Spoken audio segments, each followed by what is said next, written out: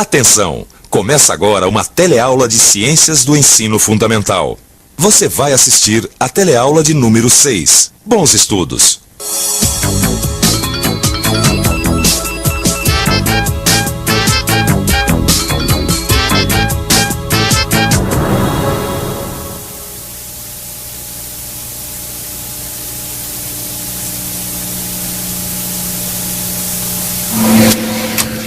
Quantas vezes viajando por uma estrada, você já viu um corte na montanha? E quantas vezes você parou para prestar atenção neste corte? Bom, se você nunca fez isso, a hora é agora. Porque para chegar até esse corte, você vai viajar com a gente por várias partes do Brasil. Você vai ver. Duas pessoas muito preocupadas em reflorestar as regiões onde moram. A vegetação que cresce em regiões diferentes do Brasil. A importância dos solos para o crescimento da vegetação. E como os solos se formam. E o motivo das dificuldades ou facilidades para se plantar está aqui, olha, na formação do solo, que é o tema da teleaula que está começando agora.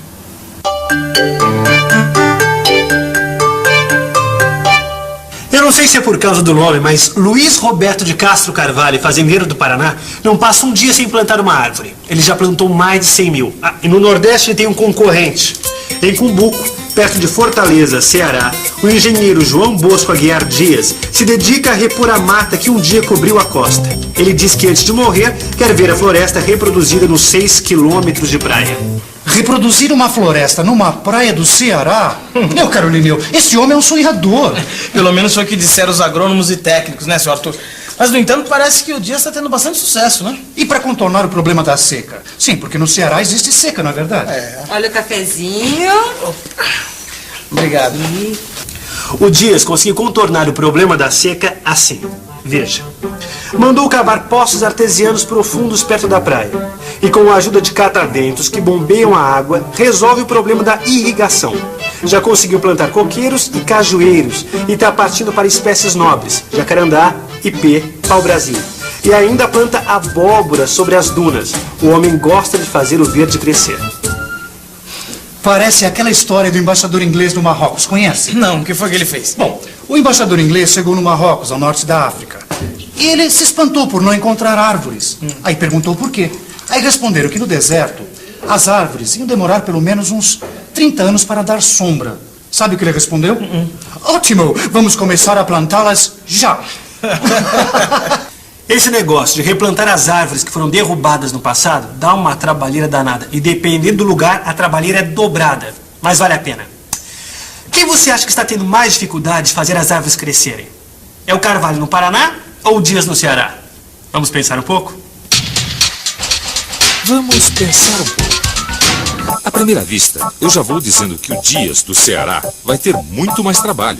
Claro, eu sei que no Paraná as terras são muito mais férteis. Deve ter uma diferença muito grande no solo desses dois lugares.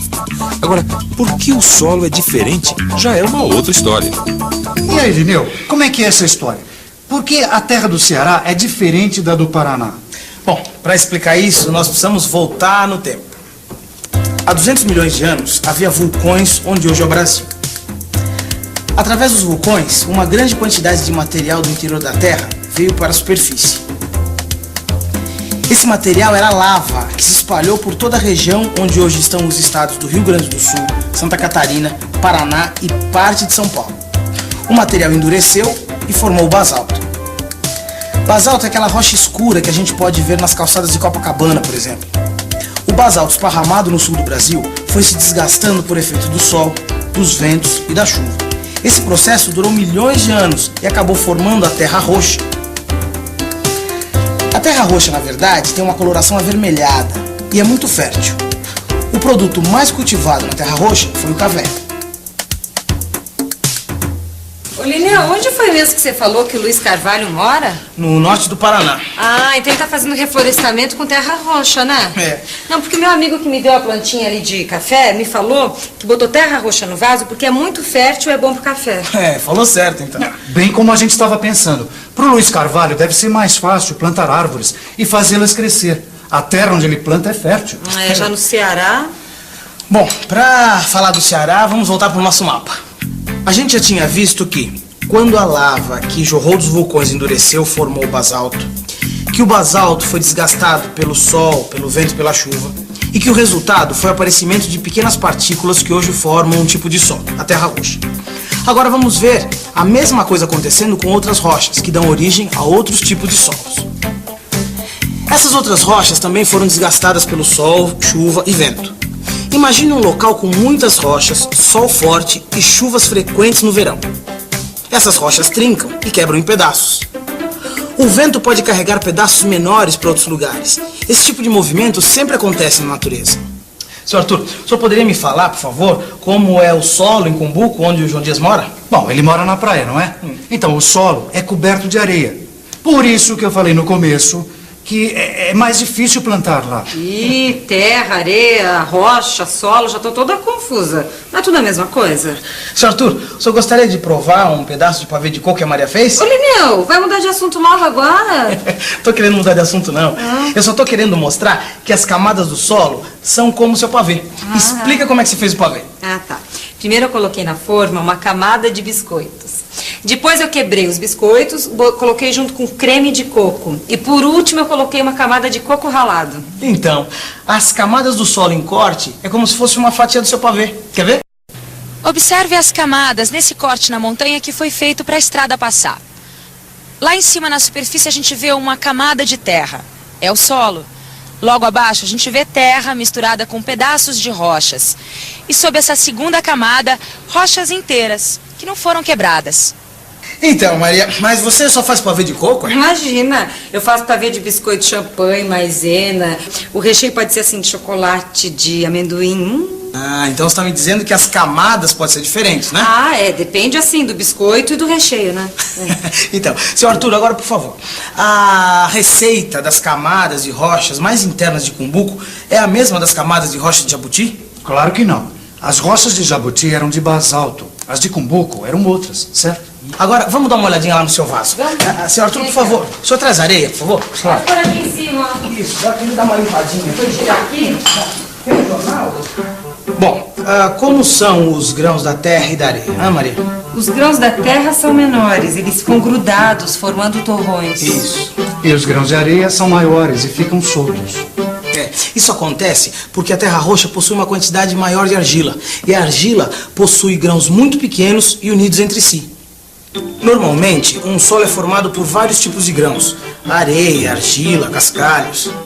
E o que define um tipo de solo é a quantidade maior de um dos tipos de grão. Assim, quando possui mais argila, o solo é argiloso. Quando possui mais areia, é arenoso. Os solos apropriados para o crescimento das plantas são os solos agrícolas. Eles possuem vários tipos de partículas e, além disso, humo. O humo é formado por restos de vegetais e animais e tem cor preta. Voltando aos nossos amigos Luiz Carvalho e João Dias, dê uma olhada aqui. Você saberia dizer qual dos lugares tem solo argiloso e qual tem solo arenoso? Se o Paraná da Terra Roxa ou o Ceará da praia? Até que não foi difícil responder essa pergunta, foi? Agora, o Lineu vai explicar como a água se infiltra nos diferentes tipos de solo. Presta atenção como a água se infiltra no meio de grãos de tamanhos diferentes. No cascalho, na areia e na argila. No cascalho, a água escorre muito rapidamente. Na areia, um pouco menos rápido. Já na argila, a água fica retida por mais tempo. Então, deu para entender por que os solos são diferentes e por que cada solo precisa de um tratamento diferente para poder plantar? Eu entendi. É por isso que agora eu posso responder a algumas perguntas. Veja se você pode também. Se chovesse a mesma quantidade de chuva em Cumbuco e Jabuti, qual solo secaria mais depressa? O solo de Cumbuco, porque é arenoso. Por que o seu Arthur duvidou que o João Dias iria conseguir replantar a floresta de Cumbuco? Por causa da falta de água. Como o João Dias conseguiu resolver o problema da falta de água em seu solo? Utilizando cataventos que bombeiam água de poços artesianos cavados perto da praia. Agora você já pode dizer qual dos dois reflorestadores está tendo mais trabalho. E o mais importante, por que existe essa diferença entre os dois? Mas, para garantir a resposta, vamos fazer uma revisão. E atenção, se liga aí que é a hora da revisão. Na teleaula de hoje, você conheceu duas pessoas que estão tentando recuperar a mata natural em Jabuti e Cumbuco. Aprendeu que o basalto é um tipo de rocha que se originou da lava de vulcões que existiam há milhões de anos. Aprendeu também que é difícil plantar em solos como os da praia.